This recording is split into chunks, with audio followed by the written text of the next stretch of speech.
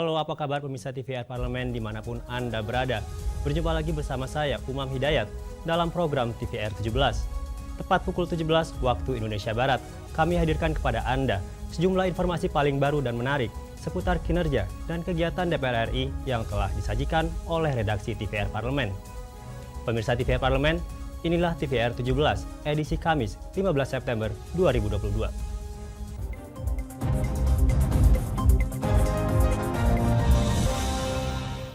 Menanggapi pengaduan sejumlah pihak yang keberatan akan pernyataan anggota Komisi 1 DPR RI, Effendi Simbolon, beberapa hari silam, Mahkamah Kehormatan Dewan DPR RI menerima 3 pelapor yang datang untuk menghadap langsung ke MKD dengan membawa bukti yang telah disertakan.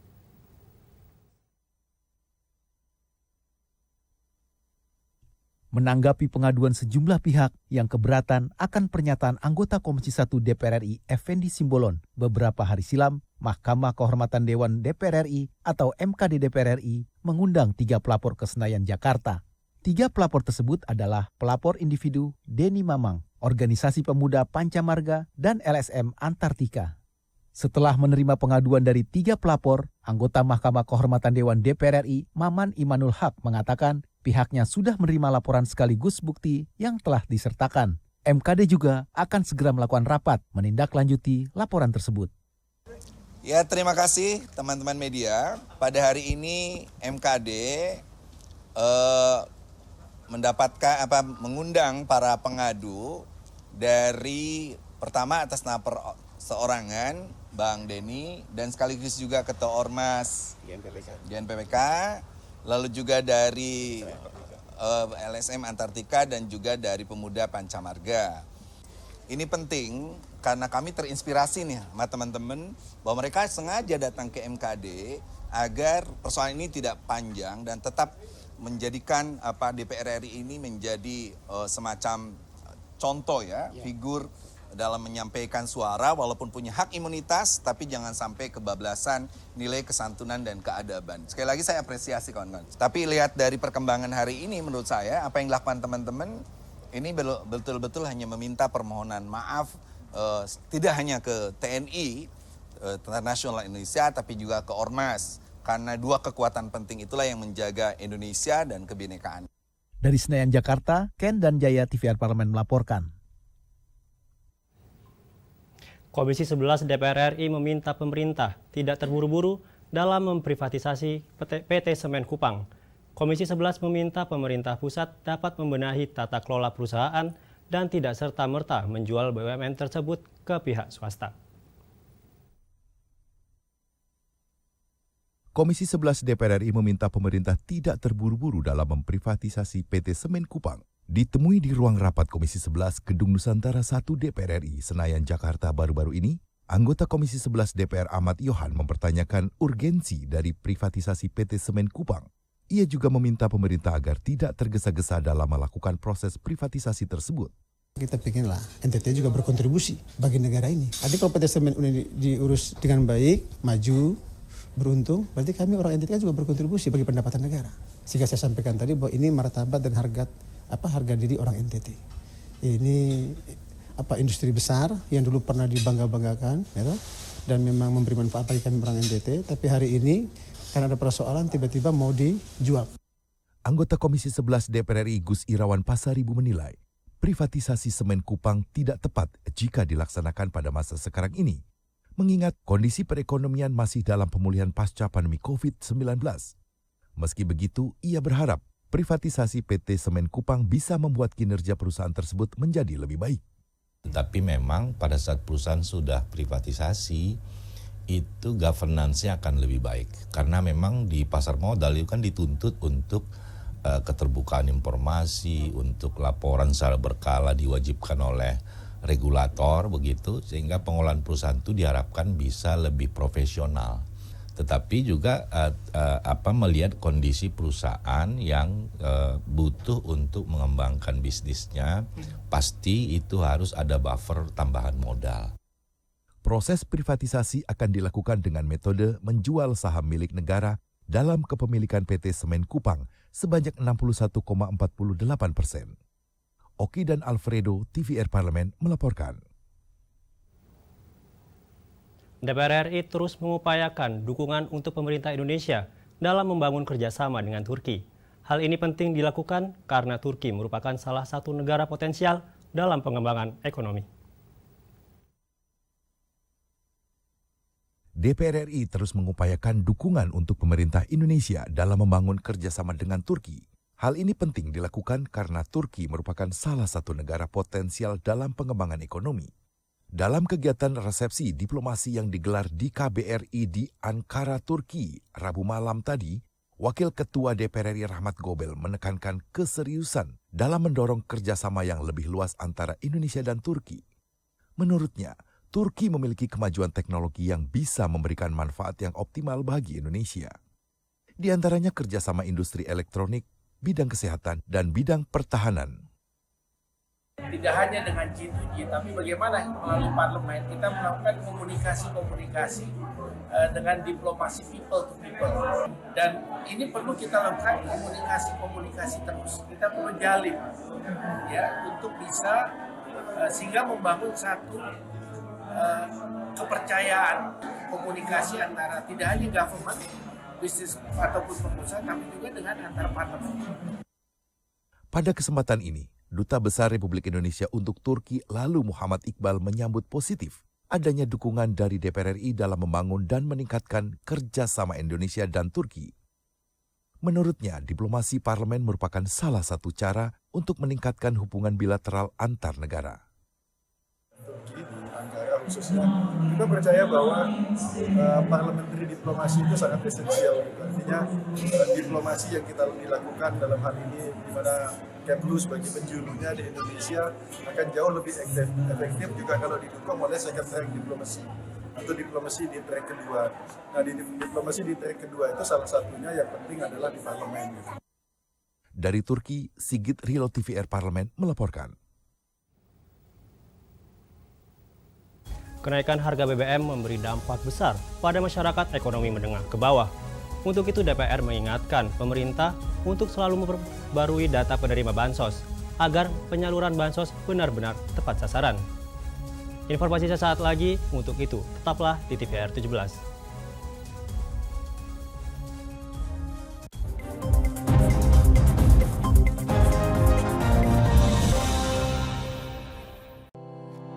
Tugas dan fungsi DPR RI sangat penting bagi negeri ini sebagai pengemban amanat rakyat. Namun tidak banyak yang tahu apa saja fungsi dan tugas dari DPR. DPR mempunyai 3 fungsi pokok, yaitu legislasi, anggaran, dan pengawasan. Ketiga fungsi tersebut harus dilaksanakan dalam kerangka fungsi representasi yang mengedepankan kepentingan rakyat berdasarkan aspirasi masyarakat dan untuk kesejahteraan rakyat. Dari fungsi legislasi, DPR RI mempunyai tugas dan wewenang untuk menyusun dan menetapkan program legislasi nasional bersama dengan pemerintah, menyusun dan membahas rancangan undang-undang, menerima rancangan undang-undang dari DPD, membahas rancangan undang-undang yang diusulkan oleh Presiden ataupun DPD, menetapkan undang-undang bersama dengan Presiden, menyetujui atau tidak menyetujui peraturan pemerintah pengganti undang-undang yang diajukan Presiden untuk ditetapkan menjadi undang-undang. Sementara, fungsi anggaran membahas dan memberikan persetujuan atau tidak memberikan persetujuan terhadap rancangan undang-undang tentang APBN yang diajukan Presiden, memperhatikan pertimbangan DPD atas rancangan undang-undang tentang APBN dan rancangan undang-undang terkait pajak, pendidikan, dan agama, menindaklanjuti hasil pemeriksaan atas pengelolaan dan tanggung jawab keuangan negara yang disampaikan oleh BPK, memberikan persetujuan terhadap pemindahantanganan aset negara maupun terhadap perjanjian yang berdampak luas bagi kehidupan rakyat yang terkait dengan beban keuangan negara. Dan fungsi pengawasan, melakukan pengawasan terhadap pelaksanaan undang-undang, APBN, dan kebijakan pemerintah, membahas dan menindaklanjuti hasil pengawasan yang disampaikan oleh DPD terkait pelaksanaan undang-undang mengenai otonomi daerah, pembentukan, pemekaran, dan penggabungan daerah, pengelolaan sumber daya alam dan sumber daya ekonomi lainnya, pelaksanaan APBN, pajak, pendidikan, dan agama. Terima kasih. Video ini dipersembahkan oleh TV dan Radio Parlemen, Biro Pemerintahan Parlemen, Sekretariat Jenderal, dan Badan Keahlian DPR RI.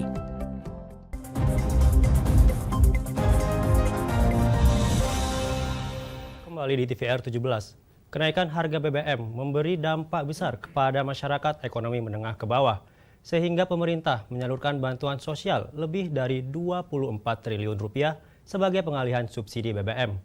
Dan untuk mengantisipasi adanya maladministrasi, DPR mengingatkan pemerintah terkait validasi dan pembaruan data penerima bansos agar penyaluran bansos benar-benar tepat sasaran.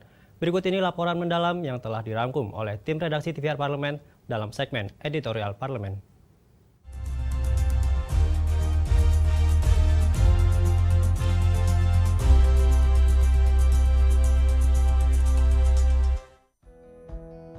Pemerintah mencairkan pengalihan subsidi BBM sebesar 24,17 triliun rupiah dalam 3 skema atau program, yaitu bantuan langsung tunai atau BLT untuk keluarga prasejahtera, bantuan sosial upah untuk para pekerja dengan penghasilan di bawah 3,5 juta rupiah per bulan, dan subsidi transportasi angkutan umum melalui dana alokasi umum atau DAU.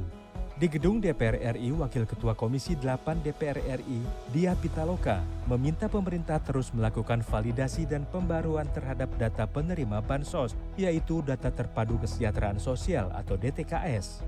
Verifikasi dan validasi DTKS bisa dilakukan secara online, maupun saat petugas menyalurkan dan mencairkan bansos pada penerima.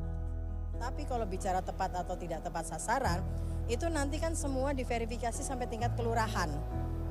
Ya kan, nanti kan poin-poin datanya ini masuk ke dalam kelurahan atau masuk di desa, masuk ke dalam level kabupaten dinas sosial, itu proses verifikasinya di bawah tuh ada gitu. Itu difokuskan pada verifikasi lapangan data di lapangan. Nah ini yang menurut saya akan meminimalisir ini tidak tepat sasaran. Anggota Komisi 8 DPR RI Kesuma Kelakan juga mengakui DTKS masih menjadi persoalan dalam penyaluran bansos akibat akurasi data yang belum maksimal. Setiap bulan itu ada update data, tapi kadangkala problemnya adalah di daerah. Misalnya dari tingkat terbawah, dari RT, RW sampai ke, kalau di Bali itu dari Banjar sampai ke desa kemudian ke kabupaten, biasanya hanya seperti pos jalan begitu, tidak diverifikasi dan lain sebagainya. Anggota Banggar DPR RI Mukhtarudin juga menilai DTKS yang ada belum diperbaharui secara maksimal sehingga perlu perbaikan terhadap sistem pendataan DTKS. Mukhtarudin juga berharap bansos pengalihan subsidi BBM bisa menjaga daya beli masyarakat. Kalau saya lihat sih belum maksimum ya. Saya bilang belum maksimum. Masih simpang siur soal data ini ya. Ya, kita tidak punya data real time gitu ya. Real time kan berubah harusnya. Ada lagi yang nambah yang baru, ada juga yang hilang kan gitu. Nah ini yang pemerintah harus segeralah diperbaharui, diperbaiki gitu sistem pendataannya sehingga betul-betul tepat sasaran gitu ya. Ya walaupun mungkin susah tepat sasaran sama sekali, tapi yang tidak terlalu besar. Sementara, anggota Komisi 11 DPR RI Bahtra menilai nominal BLT dan bantuan subsidi upah untuk masyarakat masih sangat kecil dan belum cukup untuk meringankan beban masyarakat. Bahtra juga mengingatkan perlunya memperhatikan data penerima BLT agar tidak terjadi kesalahan di lapangan yang mengakibatkan penyaluran BLT tidak tepat sasaran. Bantuan langsung itu bisa ditambah lagi porsinya dan yang paling penting adalah tepat sasaran. Karena kan selama ini dari tahun ke tahun yang menjadi problem besar kita adalah soal data ini. Setiap saat ada bantuan-bantuan langsung, misalnya ada tetangga yang dapat, misalnya ada sebelah rumah lagi yang tidak dapat. Jadi ini yang jadi problem, artinya pendataan kita tidak pernah tuntas dari tahun ke tahun. Pada kesempatan berbeda, Ketua Komisi 8 DPR RI Ashabul Kahfi menghimbau pemerintah daerah harus aktif dan maksimal untuk memperbaiki dan memperbarui data penerima bansos, serta melakukan pengawasan dalam penyaluran bansos. Ashabul mengatakan DTKS bisa dipakai menjadi acuan pemerintah menyalurkan bansos. Untuk itu, ia meminta Kementerian Sosial terus memperbaharui DTKS secara rutin dengan melibatkan Pemda di setiap tingkatan. Karena update data ini sedikit agak lelet saya lihat itu kan. Yang seharusnya tiap bulan update data baru, tapi karena data dari daerah itu kadang lelet, lambat masuk ke Kementerian Sosial, sehingga data yang kemarin itu lagi yang turun hari ini. Itu lagi. Padahal sebenarnya masih banyak warga yang harusnya tersentuh dengan bantuan itu, tapi karena input data dari bawah, dari daerah itu yang lambat, sehingga kadang belum terjangkau sampai ke sana. Anggota DPR RI menilai pembaruan DTKS secara rutin menghasilkan data yang valid dan layak menjadi acuan dalam menyalurkan berbagai bansos sehingga benar-benar tepat sasaran dan tepat manfaat. Tim Liputan TVR Parlemen melaporkan.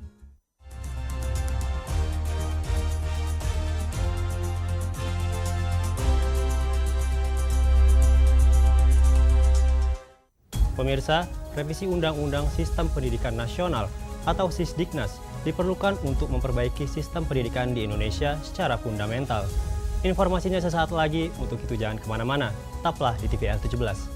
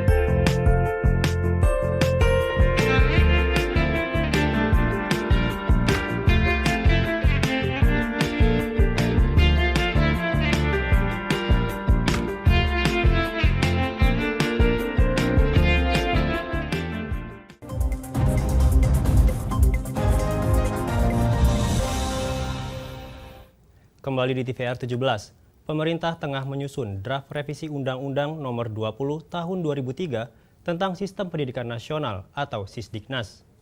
Komisi 10 DPR RI berharap revisi Undang-Undang Sisdiknas mampu menjamin pemerataan akses pendidikan kepada semua warga negara dan menjamin kualitas pendidikan secara merata di seluruh Indonesia agar tidak terjadi kesenjangan dalam penyelenggaraan pendidikan. Untuk lebih lengkapnya, berikut laporan dari rekan kami Rodia dengan anggota Komisi 10 DPR RI. Baik pemirsa TVR Parlemen, saat ini saya sudah berada di depan ruang rapat Komisi 10 DPR RI dan kali ini saya akan membahas terkait dengan sistem pendidikan di perguruan tinggi Indonesia dan juga kualitas pendidikan di Indonesia. Bagaimana tanggapan DPR RI mengenai hal tersebut? Untuk menjawabnya saat ini saya sudah bersama dengan Bapak Sodik Mujahid. Beliau merupakan anggota Komisi 10 DPR RI. Baik, selamat siang Pak. Bagaimana kabar? Siapa? Ada siapa? Saya Rodia. Rodia ya, terima kasih. Oke, terkait dengan sistem pendidikan di perguruan tinggi Indonesia ini mengingat kemajuan teknologi dan juga digitalisasi sekarang sedang berkembang ya Pak. Bagaimana tanggapan Bapak? Ya, ini adalah rapat panja perguruan tinggi dan kami mengundang beberapa perguruan tinggi dari perguruan tinggi negeri sampai perguruan tinggi dan perguruan tinggi swasta, perguruan tinggi lama semacam Universitas Sumatera Utara dan perguruan tinggi baru semacam Universitas Nahdlatul Ulama, perguruan tinggi swasta yang katakanlah manajemennya klasik, dan perguruan tinggi swasta yang katakanlah manajemennya progresif semacam Bina Nusantara. Jadi forum ini sangat representatif untuk kami panja mendapatkan masukan-masukan tentang apa yang menjadi masalah mereka di dalam pengolahan itu. Beragam masukannya, ya, dari mulai soal keadilan antara penanganan perguruan tinggi negeri dan perguruan tinggi swasta. Ini disampaikan oleh beberapa perguruan tinggi swasta. Yang kedua adalah soal kewenangan yang lebih leluasa untuk mengakses kepada dunia industri. Ya, ini cukup unik. Kenapa? Akan disampaikan oleh perguruan tinggi negeri dan perguruan tinggi swasta. Yang ketiga adalah soal pengelolaan keuangan, ya, termasuk dari perguruan tinggi negeri. Mereka ada yang minta akses dan juga ada minta tambahan, terutama dari perguruan tinggi swasta. Yang keempat adalah soal pola pembinaan bagi guru, bagi dosen, ya. Yang kelima adalah soal infrastruktur. Yang menarik adalah dari perguruan tinggi Bina Nusantara yang saya katakan tadi lebih khusus dalam pengolahannya. Mereka banyak minta tentang pembatasan perguruan tinggi asing, kemudian kemudahan izin mahasiswa luar negeri yang datang ke Indonesia, dan izin pemberdayaan atau pemberdayaan pemakaian dosen-dosen asing untuk bekerja di Indonesia. Saya kira ini adalah masukan-masukan yang sangat berharga dan itu bisa ditangani langsung oleh kebijakan-kebijakan Mendikbud atau sebagian nanti kita masukkan di dalam revisi Undang-Undang Sisdiknas.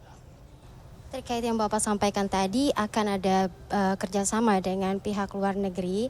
Kemudian yang saya tanyakan ini apakah kualitas pendidikan di Indonesia ini sudah setara dengan pendidikan-pendidikan yang ada di luar negeri, Pak? Ya, pemerintah ya sudah menetapkan dan saya lihat tadi sesuai dengan arahan pemerintah, standar perguruan tinggi kita memang mengacu kepada standar internasional. Saya kira ada sebuah visi yang bagus dan mereka akan berusaha ke sana, tapi tadi dalam implementasinya tentu beragam antara perguruan tinggi baru dan perguruan tinggi yang lama dan antar tadi swasta dengan negeri. Tapi saya sampaikan tadi satu kuncinya adalah soal kepemimpinan. Ya, rektor yang luar biasa yang punya semangat inovasi, termasuk juga adalah semangat kolaborasi dan harus punya semangat kewirausahaan. Sekarang rektor atau negeri atau swasta harus punya itu. Jadi dengan langkah-langkah itu maka kita harapkan dan tentu dengan dukungan pemerintah dan regulasi DPR, maka kesenjangan antara perguruan tinggi tersebut baik lama dan baru atau negeri dan swasta, kesenjangan semakin berkurang sehingga tadi mutu mereka semakin merata yang akhirnya nanti outputnya pendidikannya juga semakin merata. Kemudian untuk sumber daya manusianya sendiri seperti yang Bapak sampaikan tadi mengenai output ya. Bagaimana Komisi 10 ini apa yang akan dilakukan untuk menciptakan sumber daya manusia yang siap untuk memasuki dunia industri, Pak? Oke. Pertama sumber daya berupa dosen ya. Tadi dikeluhkan oleh perguruan tinggi yang baru dari Institut Kalimantan, Teknologi Kalimantan dan dari Universitas Baru NU. Mereka mengeluhkan tentang ketersediaannya. Di satu sisi memang kita paham bahwa untuk yang baru-baru ada kan syarat-syarat harus sekian persen doktor, harus sekian lektor. Itu menjadi kendala bagi mereka. Di satu sisi itu adalah standarisasi, di sisi lain itu menjadi kendala. Dan inilah yang harus menjadi perhatian bagi pemerintah, bagaimana peningkatan kemudahan untuk edukasi, untuk pelatihan, agar tadi semakin banyak tercipta doktor-doktor untuk universitas baru, sehingga persyaratan yang tadinya dianggap ketat itu tetap bisa terlampaui. Karena dikatakanlah industri apapun sumber daya manusia sangat amat penting, apalagi di lembaga pendidikan. Ini harus menjadi perhatian semua. Bagaimana punya kualitas dosen yang bagus, nah bagaimana kemudahan mereka untuk mendapatkan pendidikan dan pelatihan agar mencapai standar dosen yang baik itu. Baik, terima kasih Bapak atas waktunya. Terima kasih ya.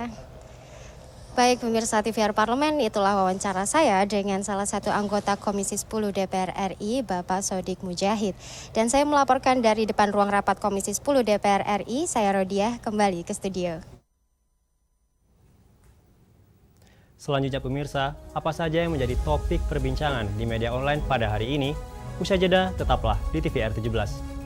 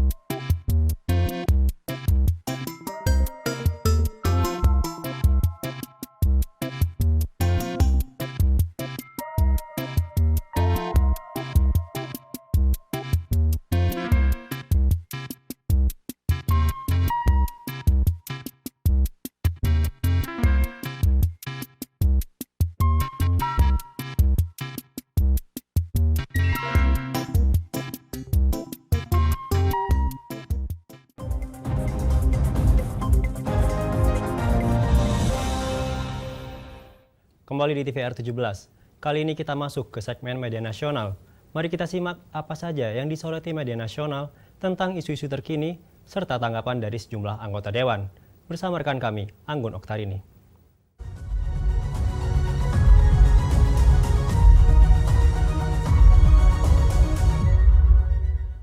Halo, apa kabar pemirsa TVR Parlemen? Mari kita bahas apa saja yang menjadi headline media online hari ini. Yang pertama datang dari Komisi 5 DPR RI yang mendorong koordinasi Ditjen di sini terkait dengan perkeretaapian dan Bina Marga untuk atasi permasalahan lintas kereta api liar. Dan jalur perlintasan sebidang merupakan di sini di perpotongan antara jalur kereta api dengan jalan.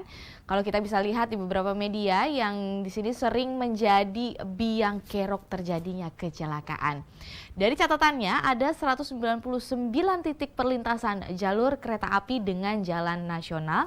Di antaranya 49 titik perlintasan sudah ditangani dengan baik, sisanya masih ada di 150 titik total perlintasan sebidang yang belum tertangani. Dan di sini masih ada 3.000 titik perlintasan sebidang terkait dengan yang tersebar di seluruh wilayah Indonesia. Untuk itu Komisi 5 DPR RI pun mendesak Ditjen Perkeretaapian, Ditjen Bina Marga, PT Kereta Api Indonesia, dan PT Kereta Komuter Indonesia untuk meningkatkan koordinasi dalam pengelolaan perlintasan sebidang tersebut. Dan di sini Komisi 5 DPR RI juga meminta pihak terkait untuk melakukan upaya-upaya terkait dengan hal ini untuk menjadi upaya solutif yang dimana permasalahan kecelakaan di perlintasan sebidang ini diantaranya dengan kebijakan early warning system, memasang rambu-rambu atau pintu penghalang hingga penutup jalur yang ilegal. Sementara itu Ditjen Bina Marga pun di sini Kementerian PUPR menyatakan bahwa dibutuhkan biaya sekitar 300 triliun rupiah pemirsa untuk membereskan masalah perlintasan sebidang kereta api tersebut. Upaya yang bisa dilakukan adalah dengan pembangunan flyover atau underpass sebagai alternatif untuk mengurangi potensi kecelakaan. Ini kita berharap pemerintah segera mengeluarkan solusi-solusi terbaru untuk mengatasi masalah ini. Dan pemirsa, berita selanjutnya ini ada beberapa di pembahasan yang santer atau sedang marak dibahas di media online pada hari ini, yaitu ada berita menggembirakan terkait dengan berita dari Ketua DPR RI mendukung film Negeri-Negeri Sedap berlaga di Piala Oscar. Dan pemirsa, Ketua DPR RI Puan Maharani mendukung sekaligus mendoakan film Ngeri-Ngeri Sedap yang terpilih mewakili Indonesia dalam ajang Academy Award 2023 akan menorehkan prestasi dalam kompetisi Piala Oscar. Dalam ajang Piala Oscar, film Ngeri-Ngeri Sedap ini akan bersaing untuk memperebutkan kategori penghargaan Best International Feature Film, dan di sini juga Academy Awards ke-95 ini akan diselenggarakan pada bulan Maret tahun 2023 mendatang. Indonesia sendiri telah mengirimkan perwakilan dalam kategori ini sejak tahun 1987. Ini dibahas bahwa film Naga Bonar pun menjadi film pertama yang dikirim untuk mengikuti nominasi film pada ajang Academy Awards tersebut. Namun hingga saat ini Indonesia belum pernah memenangkan penghargaan pada kategori Best International Features Film Academy Awards, dan Puan pun di sini berharap pemirsa bahwa film Ngeri-Ngeri Sedap dapat di sini memecahkan sejarah Indonesia di ajang penghargaan film dunia. Puan Maharani pun berkomitmen untuk terus mendukung kemajuan perfilman di tanah air. Salah satunya itu dukungan yang diberikan DPR RI untuk perfilman Indonesia adalah melalui fungsi anggaran seperti alokasi anggaran dana abadi, kebudayaan yang disebut dengan Dana Indonesia. Dan pemirsa, total dana pokok yang digunakan pada Dana Indonesia tercatat sebesar 3 triliun rupiah. Dan yang dimanfaatkan pada tahun 2022 senilai 185 miliar rupiah. Ini masih jauh sekali ya. Dan di sini Puan pun menyebutkan bahwa dana Indonesia dialokasikan untuk mendukung pengembangan seni budaya dan juga perfilman yang ada di Indonesia. Nah pemirsa, itu tadi headline media online pada hari ini mengenai Komisi 5 DPR RI mendesak penuntasan masalah jalur perlintasan sebidang kereta api, dan juga di sini kabar gembira dari Ketua DPR RI yang mendukung penuh film Indonesia berlaga di ajang Piala Oscar. Saya Anggun Oktarini, kembali ke rekan Umam.